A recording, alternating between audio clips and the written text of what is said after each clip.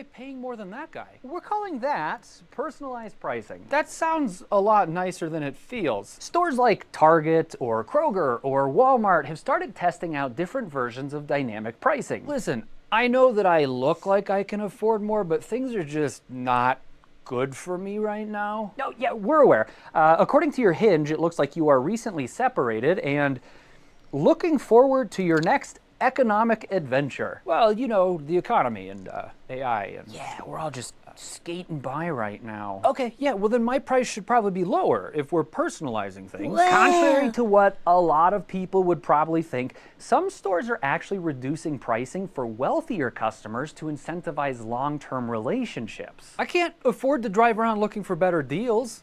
That's the point. The price...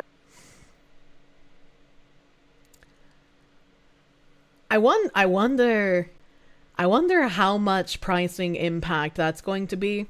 And I mean, I thought he was going to go in a different direction because he did the, I know I look like I can afford more. And it's like, all right, we're touching on the equities here. You best start believing in a cyberpunk dystopia. I've fucking been railing about this for a year and a half now, man. And like when I was talking about surge pricing, like when Wendy's was like, oh yeah, we're going to start surge pricing. We're going to start charging more during peak hours. And like another fast food restaurant was doing that. I was like, yeah, so surge pricing is already shit and nobody wants it. But this is the beginning. When they start the surge pricing, they're going to be testing the waters for how many people are willing to pay a higher or lower price depending on the time of the day. And depending on how their numbers go with that feedback, they're going to go faster or slower into the equitable pricing and the equitable availability. Prices are even higher on the app. That's called proximity pricing. Stores like Target have been reported in the past to raise prices on things like electronics when people are closer to the store because they think that they're already primed to spend money. And without proximity pricing as well, right? We get into the equity of product availability. If you're closer to the product, it should be more expensive. Or if you live in a wealthy neighborhood, it should be more expensive. It's a little weird that way. But this is kind of what stuff like DoorDash and Uber Eats do as well, where the restaurant will have some sort of food object for like $10, but that same food object from that same restaurant on DoorDash or Uber Eats will be $15, $16, $17. Thus, even before you get into all of the different fees that DoorDash and Uber Eats strangle you with, you're paying more for the same product, and that money isn't even going to the restaurant. Did the Dollar General just get in trouble for charging people more at the registers than what the shelves said? This is illegal. Oh, that is super illegal. They shouldn't have done that, but you're doing that. Nope, I think you're a little confused on that.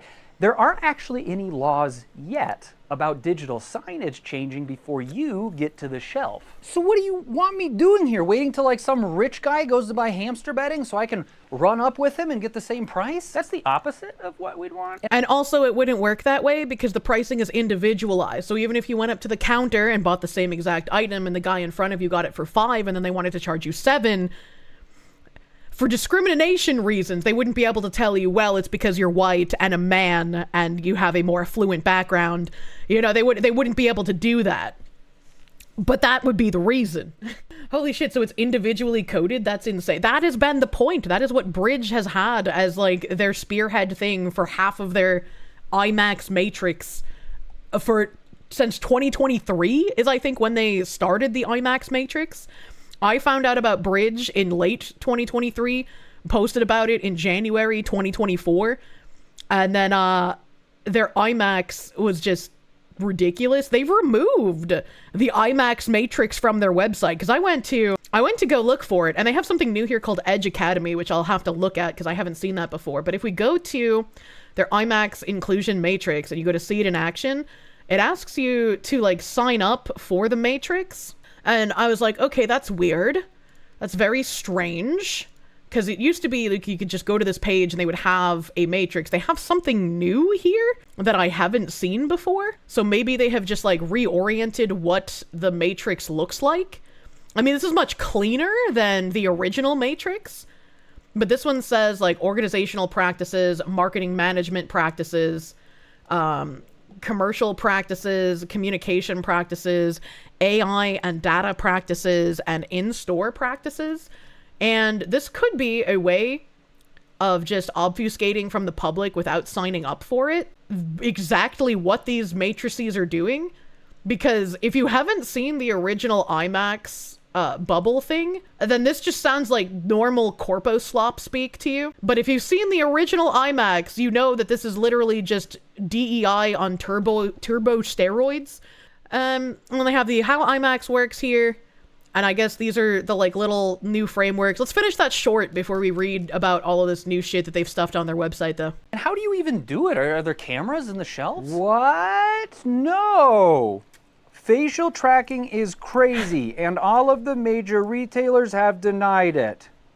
Then how do you know who I am? We have a number of creative ways that we can do it. We can ping your phone, and if we can get your MAC address, then we know who you are when you come back in, and we can just track you with the overhead cameras. What the? And even if we can't get your MAC address, we build profiles. I love China! And we buy third-party information that sometimes has location tracking, so we can tell when you come into a store. This is all stuff that you're doing now. The extent of what we can say right now is that some major retailers are deploying digital signage under the guise of dynamic pricing, or changing the price throughout the day depending on demand or things like the weather. God damn it. Once the digital signage is fully deployed, retailers will have everything in place to start offering in-person personalized pricing. So this is theoretical then. Some retailers have admitted that they've looked into it, but no one has said that they're doing it yet. It is worth noting that online retailers are absolutely doing personalized pricing. Yep. Do you want me to hold your stuff? They're in aisle 2. Huh? Oh. My ex-wife told me to get a Labubu? I can't escape Labubu! What the fuck?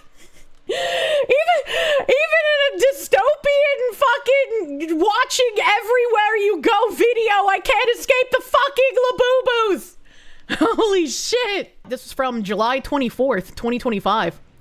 Personalized prices sure sound like a bad idea. Companies are using your personal data to set prices. Here's how to sidestep them.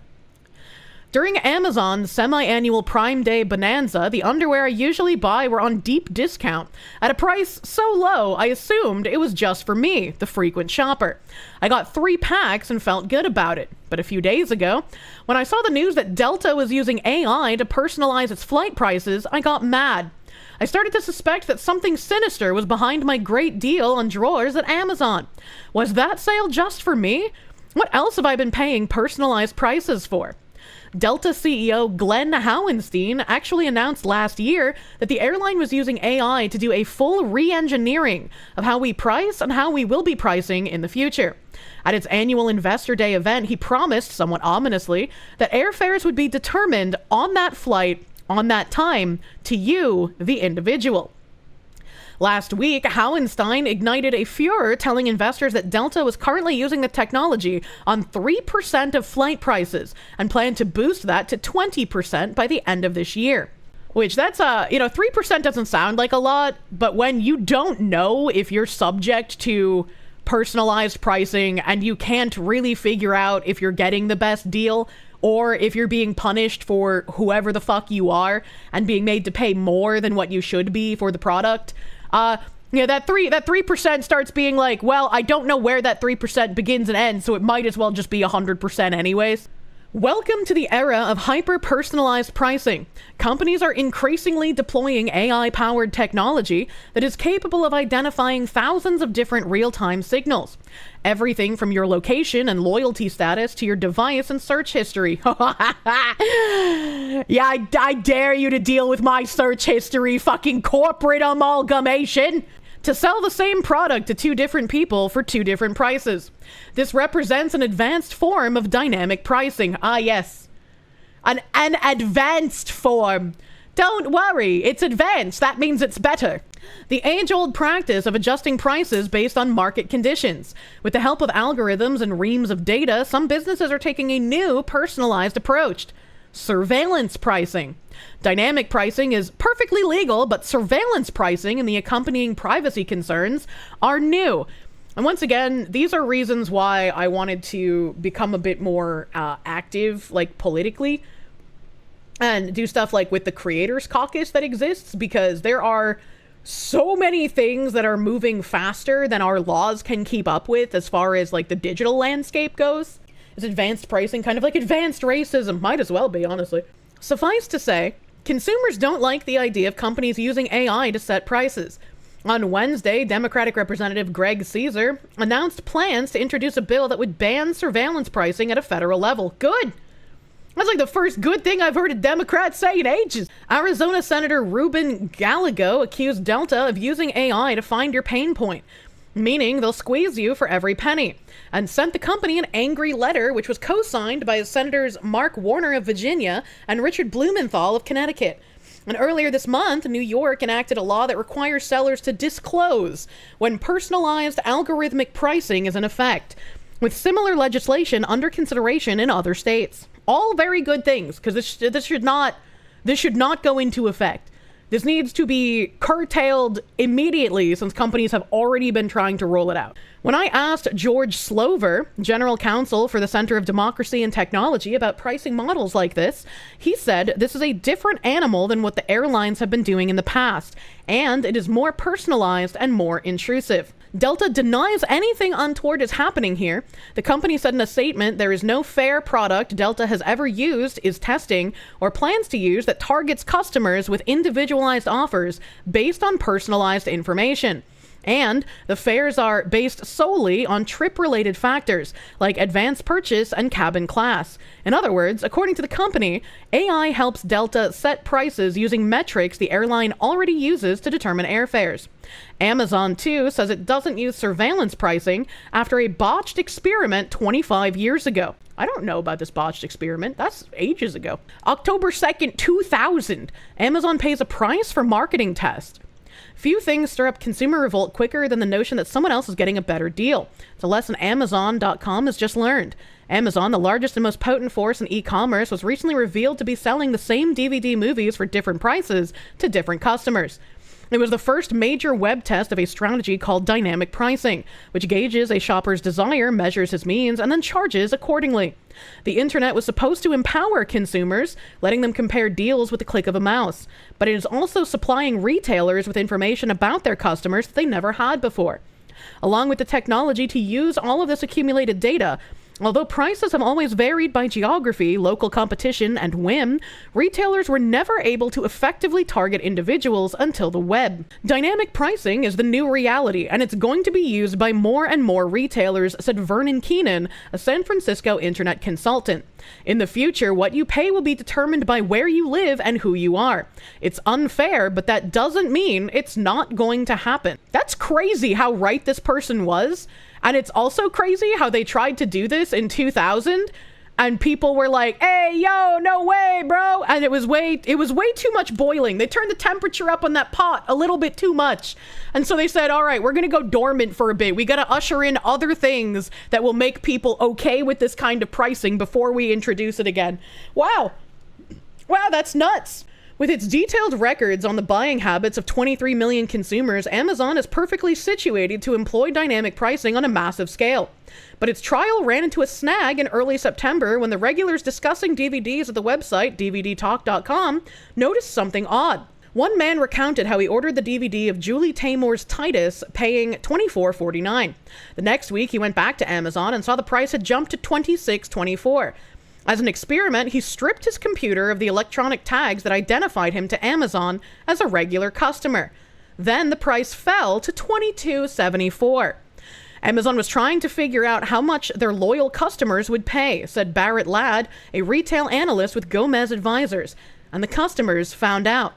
A number of DVDtalk.com visitors were particularly distressed to find that prices seemed to be higher for regular customers. They must figure that with repeat Amazon customers, they have won them over, and they can charge them slightly higher prices since they are loyal and don't mind and or don't notice that they are being charged 3% to 5% more for some items, wrote a user whose online handle is Deep Sleep. Reward your loyal customers by raising prices. I mean, isn't that kind of how the credit score system works? The higher your credit score, the better you are at paying off your debt, and the more you're going to be penalized for being good at doing that and having to subsidize those who are not good at paying off their debt. So this just kind of makes sense in that regard. Reward the people who have actually continuously spent money on you by kicking them in the nuts. Amazon says the pricing variations, which it stopped as soon as the complaints began coming in from DVD Talk members, were completely random. It was done to determine consumer responses to different discount levels, said spokesman Bill Curry. This was a pure and simple price test. This was not dynamic pricing. We don't do that and have no plans ever to do that. How do they just bold-face lie all the time? An Amazon customer service representative called it exactly that in an email to a DVD Talk member. I would first like to send along my most sincere apology for any confusion or frustration caused by our dynamic price test, wrote the company's Galen Sather.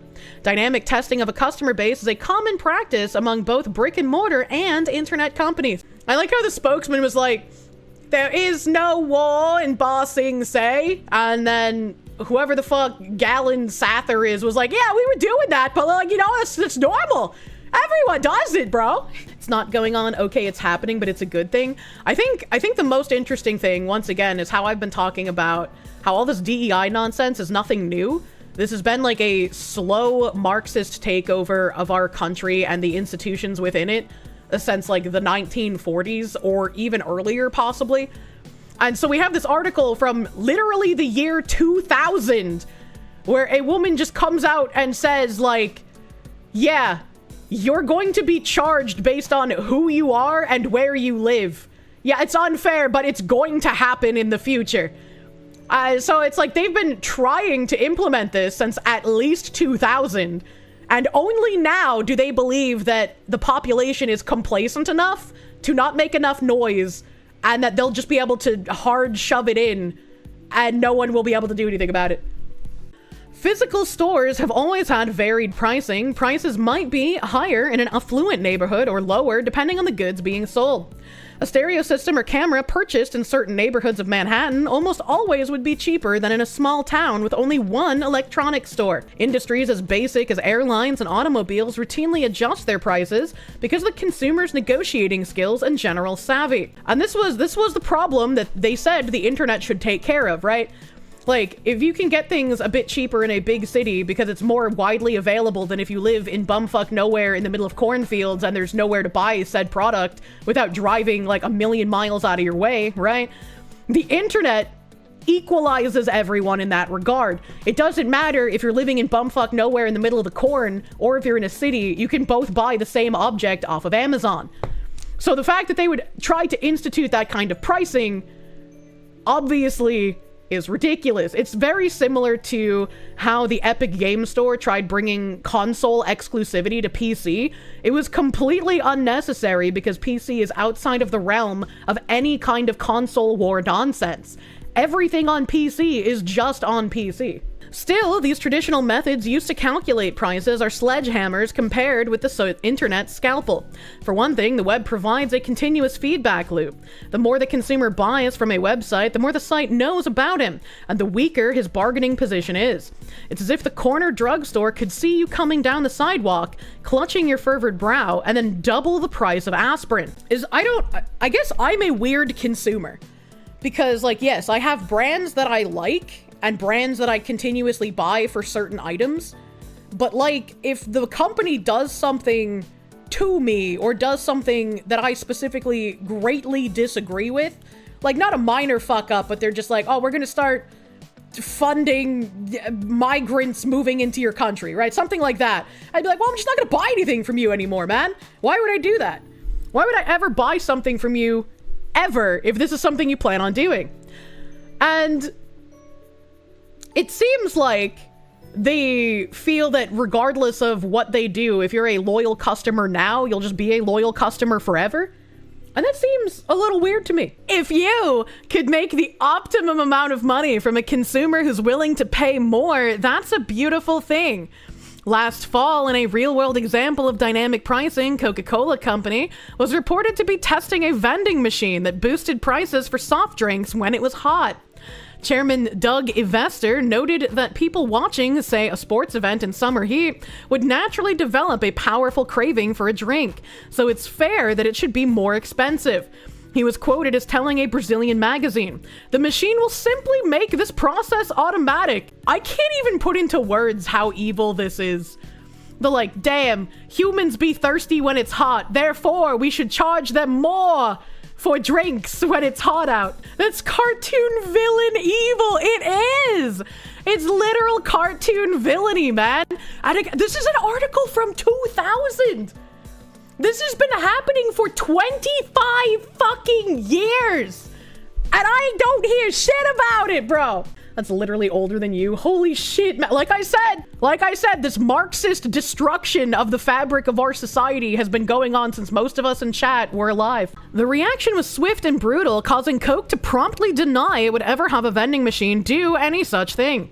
When Ivester was forced out in December, the reason was in part attributed to the public relations fiasco. An online retailer's ability to use dynamic pricing is limited only by its number of customers and the variety of products it sells. What person listed in the index of a White House aide's memoir would not pay full freight to have a copy whisked to his house? Yeah. Consumers in Los Angeles obviously have a greater need for Armani sunglasses than those in, say, Vermont, and might pay accordingly. Hurricane preparation kits could be at a premium for Florida residents in the fall.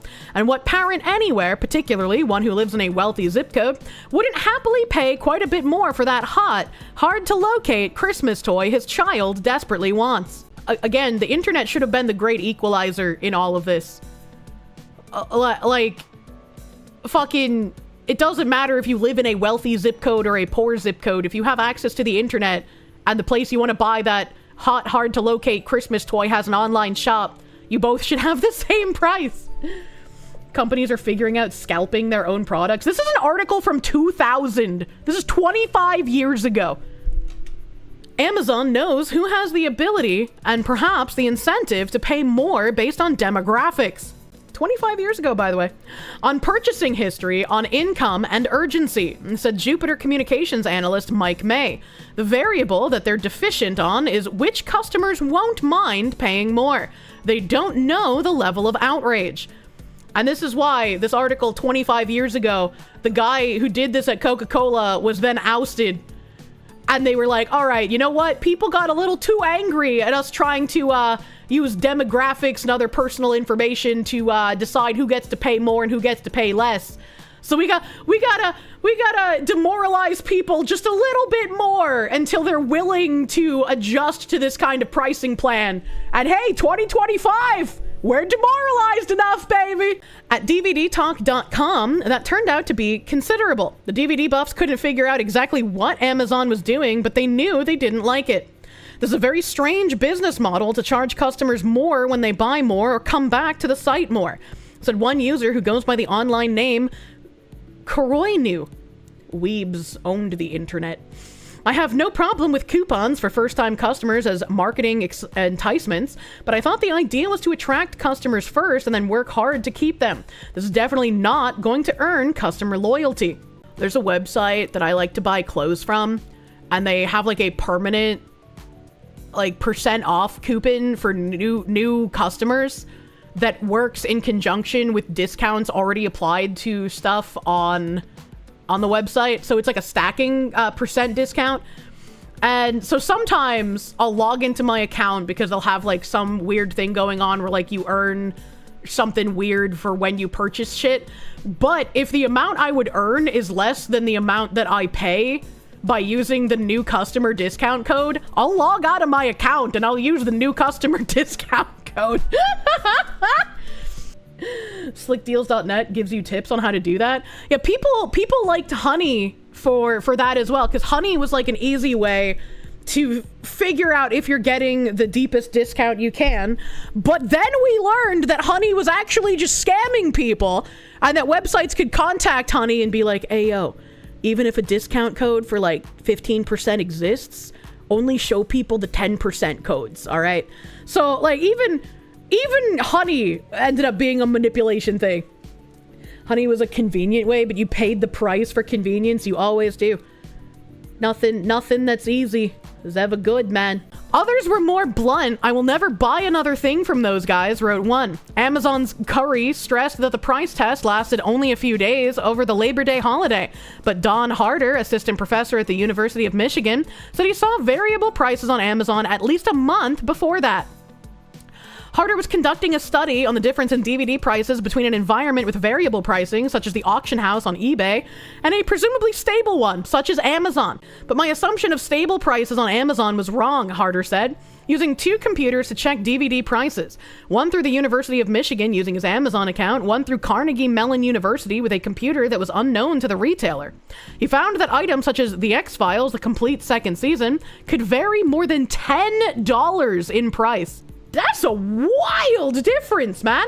Amazon's interest in dynamic pricing extends at least as far back as the spring when it was discovered to be selling the Diamond Rio MP3 player, which it listed at $233.95 for $50 less to some customers. That time, too, the complaints first surfaced on a message board, with the posties mystified about why some were getting better deals on the player than others. Amazon's explanation was also the same. This was a random test. It offered anyone who had paid full price a refund. Well, at least it did that. I doubt that would happen in current year.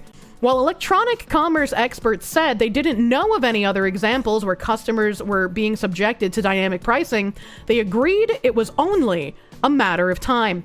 Amazon swears it won't happen there again. Dynamic pricing is stupid because people will find out, spokesman Curry said. Yeah, but it won't matter if people find out if it's just the normal thing for companies to do, right? Especially if they're pushing it in like a DEI manner. They're absolutely going to keep trying. Yeah, this was an article, again, from 2000, so 25 years ago. 25 years ago on this article. And it was linked in the article from July of this year from a experiment of Amazon 25 years ago. That's crazy. Back to the current year article. This is the 2025 article we were reading before that Amazon article. Still, surveillance pricing is already a documented phenomenon. Kroger offers different discounts to different customers based on personal data, according to a Consumer Reports investigation published in May. Target settled a lawsuit and paid $5 million in fines after a local Care 11 News investigation in Minneapolis found that prices in the Target app changed when customers entered the perimeter of a store. And a ProPublica investigation revealed that the Princeton Review charged Asian families higher prices for college prep services. That's right, fuck you Asians, you do better than whites, therefore you don't count. So this article is from 2015. The Tiger Mom tax, Asians are nearly twice as likely to get a higher price from Princeton Review. Every year, thousands of high school students get ready for the SAT by using the Princeton Review's test preparation services. But few, if any, realize that the prices for the Princeton Review's online SAT tutoring packages vary substantially depending on where customers live.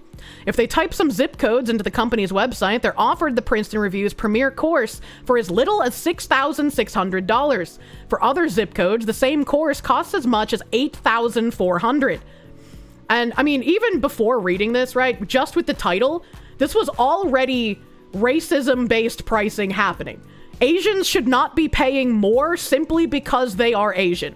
That is racist and it is wrong. One unexpected effect of the company's geographic approach is pricing is that Asians are almost twice as likely to be offered a higher price than non-Asians, an analysis by ProPublica shows.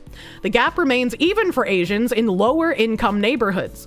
Consider a zip code in Flushing, a neighborhood in Queens, New York. Asians make up 70.5% of the population in this zip code. According to the U.S. Census, the median household income in that zip code is $41,884. It's lower than most. Yet, the Princeton Review customers, they are quoted the higher price. Even though they live in a zip code that should get lower pricing, because they're Asian, they're paying a higher price. It is actual just racism. The Princeton Review said in a statement that its pricing is based on the costs of running our business and the competitive attributes of the given market, and that the company charges the same price everywhere in New York City. Although the test prep service markets its service as 24-hour online tutoring, the company says the tutoring is done in one-on-one sessions in person or online, and that the tutors typically live in the same areas as their students. Okay, first of all, that's bullshit. Second of all, if it's 24-hour online tutoring, why the fuck would it matter if the tutors live in the same area? It wouldn't. It doesn't. The areas that experience higher prices will also have a disproportionately higher population of members of the financial services industry. People who tend to vote Democratic, journalists, and any other group that is more heavily concentrated in areas like New York City. The Princeton Review statement said, "Oh no, feeling the effects of your own policies, imagine." These types of price differences are not illegal, and the consequences are not intentional. But researchers say they're likely to become more common in the age of services like Uber, which set prices by computer algorithms. The Princeton Review says its prices are simply determined by geographic region. Last year, a White House report on big data cautioned that the algorithmic decisions raise the specter of redlining in the digital economy, the potential to discriminate against the most vulnerable classes of our society under the guise of neutral algorithms. In comes DEI, where instead of negative discrimination, it's now considered positive discrimination. Yay! In 2012, the Wall Street Journal reported that the online office retailer Staples was varying prices by zip code. Staples appeared to be calculating prices based on the user's distance from a rival store. But the inadvertent effect was that people in lower income zip codes saw the higher prices. That's funny. In 2014, researchers at Northeastern University found that top websites such as Home Depot, Orbitz, and Travelocity were steering some users toward more expensive products. And this year, another study found that users who were identified by Google as female received fewer ads for a higher paying job. Northeastern University is where several people that we've watched clips from were on the DEI After 5 podcast with that Sasha Thompson lady. I don't trust Northeastern University people. Offline, the practice of offering different prices for the same product in different places is fairly common. Gasoline or a gallon of milk can be priced differently just a few blocks apart. But as long as there is no intent to racially discriminate, it is generally legal, says Andrew Selpst, an attorney who co-authored a paper on the biases that can be inherent in big data. And again, this is how they're going to be implementing the equity of pricing. Right, just like they're telling you, oh, it's not by race, it's by zip code here, even though we can see that despite living in a low-income zip code, Asians are still charged more. They're going to assert that it has nothing to do with race and it has to do with your circumstance or where you live or something else that they can point away from the racial aspect, even though it's very obvious that they're doing it by racial aspect. If you are open for business, you can't discriminate against certain protected classes, Selpst said. But that's where DEI comes in. When DEI comes in and you're allowed to positively discriminate in favor of the protected classes, then you're a hero. You're just doing a good thing. Unintentional racial discrimination is illegal in housing and employment under the legal doctrine known as disparate impact, which prohibits inadvertent actions that hurt people in a protected class. But the disparate impact doctrine does not apply to the online world, where it's often difficult to determine how and why different prices are being offered. Earlier this year, Harvard undergraduate Christian Hai stumbled on the Princeton Review's variable prices doing research for a class he was taking, called Data Science to Save the World. Hai had been looking for price differences in hotel rooms if he booked from different locations around the world, but he wasn't finding much, so he looked for websites that required entering a zip code. We thought maybe if you have to put in a zip code, they were trying to discriminate, Hai said. Today, Hai and 3 fellow students are publishing their findings that the Princeton Review's higher prices correlate to areas with higher income. ProPublica reviewed the code that one of Hai's fellow students posted on a public website and collected its own data in July, and again on Monday. The data showed that the Princeton Review offered 4 different prices for the same premier level online tutoring package. Many of the prices are regional. For instance, the entire New York City area, including Long Island, receives the highest possible price, $8,400. Much of California, except San Diego, is offered the second highest price, $7,200, while zip codes in San Diego are charged at the lowest price. Because the pricing regions are large, sometimes spanning multiple states, they are different than the personalized tech algorithms used by some websites, which make real-time decisions about which advertisements to show a particular visitor. ProPublica tested whether the Princeton review prices were tied to different characteristics of each zip code, including income, race, and education level. When it came to getting the highest prices, living in a zip code with a high median income or a large Asian population seemed to make the greatest difference. The analysis showed that higher income areas are twice as likely to receive higher prices than the general population. For example, wealthy suburbs of Washington, D.C. are charged higher prices, but that isn't always the case. Residents of affluent neighborhoods in Dallas are charged the lowest price, $6,600. Customers in areas with a high density of Asian residents were 1.8 times as likely to be offered higher prices, regardless of income. For instance, residents of the gritty industrial city of Westminster, California, which is half Asian with a median income below most, were charged the second highest price for premier tutoring services.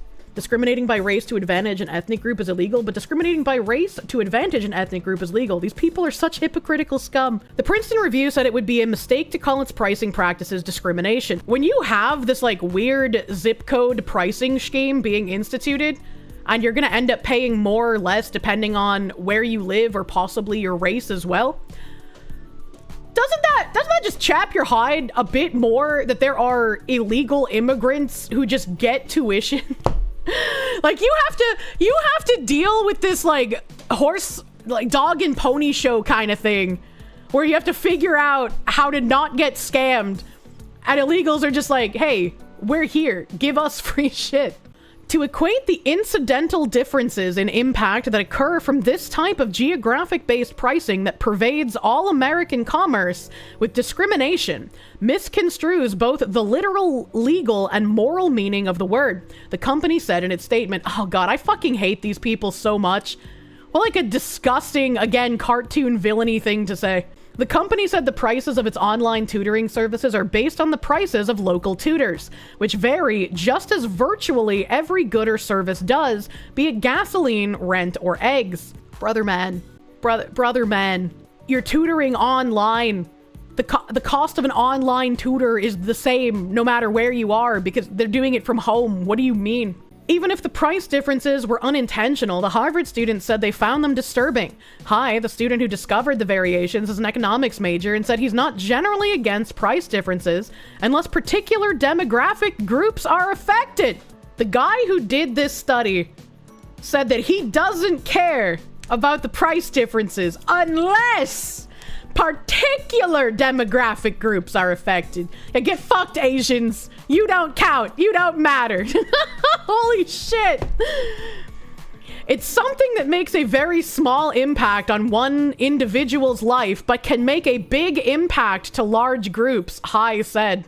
What a little weasel, man.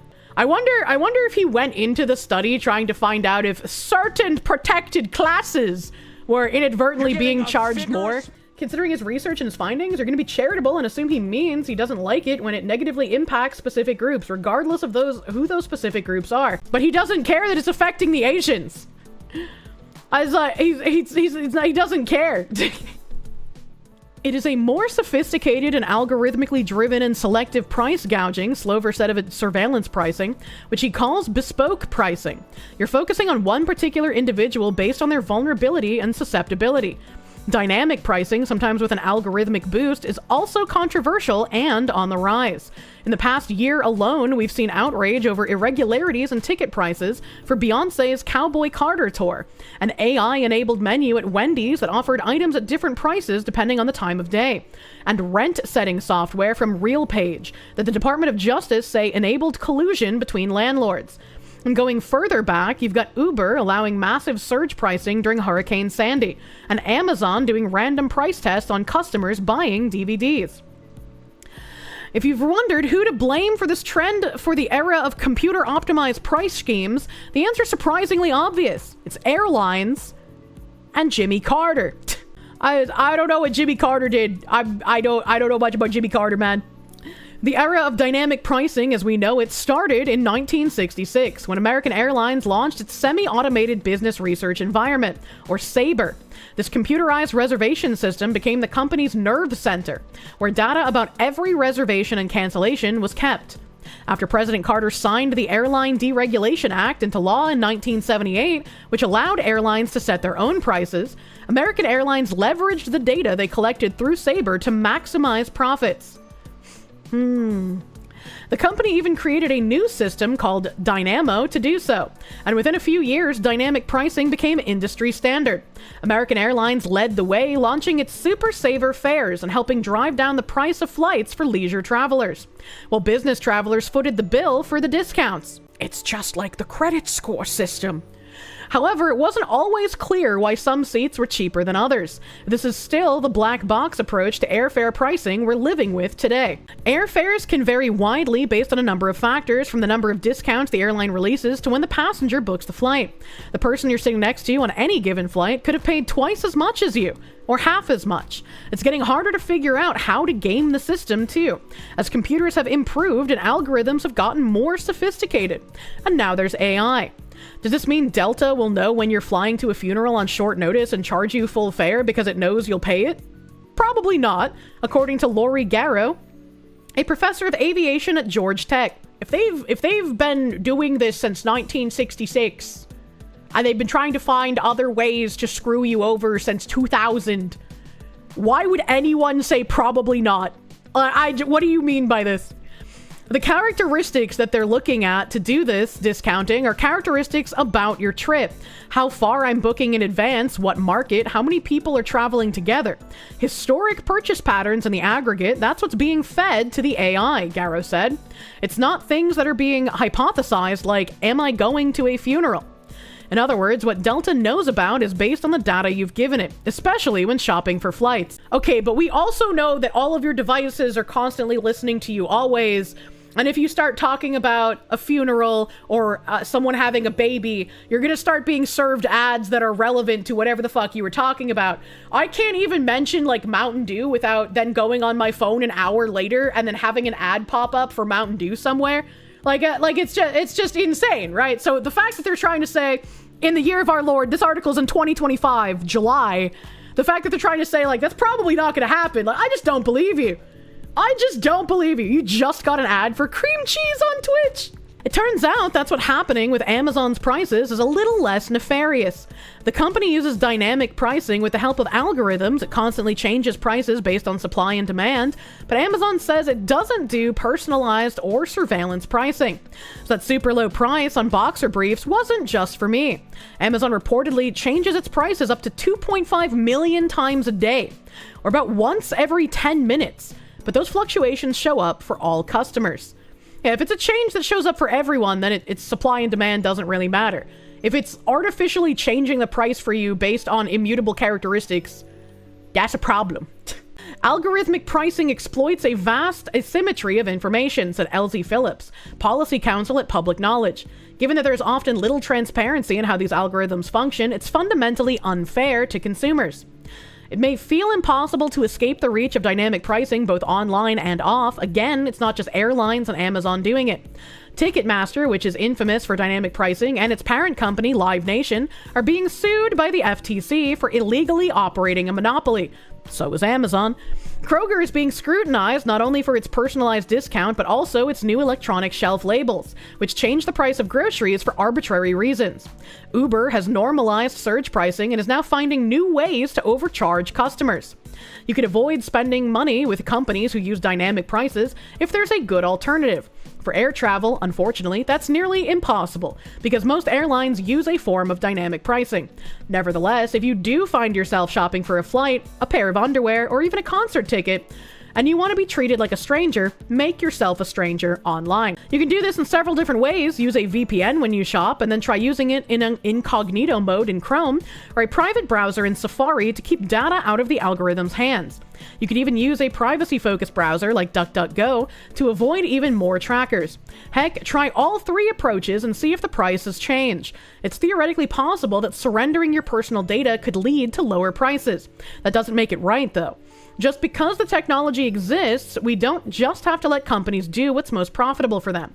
Brian Kalassi, chief economist at the Open Markets Institute, told me, "You know, the whole point of capitalism should be working for us and not the other way around. Make yourself a stranger online, easier said than done, and then we have countries trying to force you to give everyone your photo ID. Yeah, exactly. It's kinda stinky."